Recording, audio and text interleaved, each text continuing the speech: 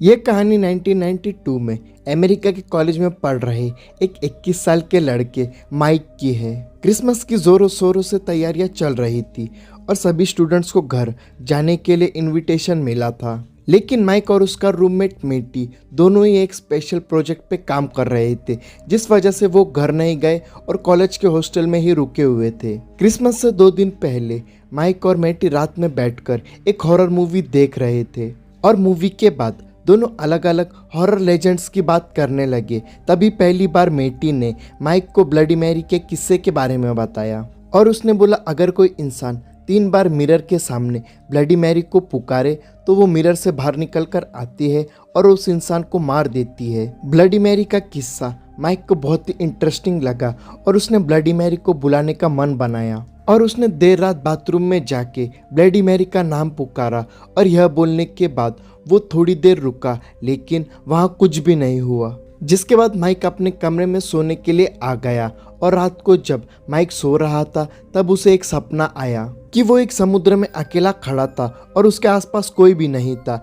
लेकिन पानी की लहरों में उसे किसी औरत की परछाई दिख रही थी। और वो जैसे ही उस औरत का चेहरा देखने के लिए नीचे झुका तब अचानक से उसकी नींद खुल गई और जब उसने अपने आसपास देखा तो उसका रूममेट मेटी आराम से सो रहा था। जिसके बाद उसे जल्दी नींद नहीं आ रही थी, लेकिन बहुत कोशिश करने के बाद उसे नींद आ गई।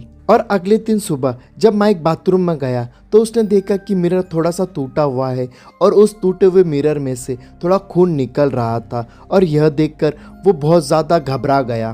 और उसी रात उसे फिर से एक सपना आया और इस बार वो एक अंधेरी जगह पे खड़ा था और उसके चारों ओर मिरर ही मिरर मौजूद थे और उसके कानों में उसकी ही आवाज़ ब्लडी मैरी के नाम से बार बार गूंज रही थी। और धीरे धीरे सारे मिरर्स टूटने लगे और एक मिरर में नीले रंग का बच्चा रोता हुआ दिखाई दिया और उसके पास जाते ही वो सारे मिरर्स गायब हो गए और वो जैसे ही पीछे मुड़ा ब्लडी मैरी वहाँ पर खड़ी थी।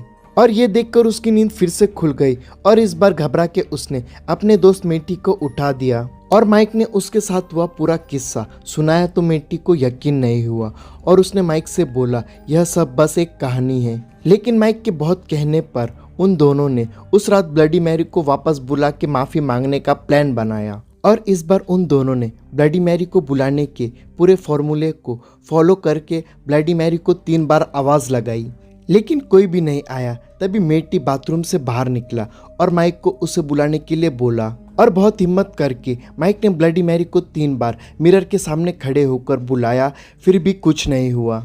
तभी मेटी बाहर से बोलने लगा माइक यह सब सिर्फ एक कहानी है, तू ज़्यादा सोच रहा है।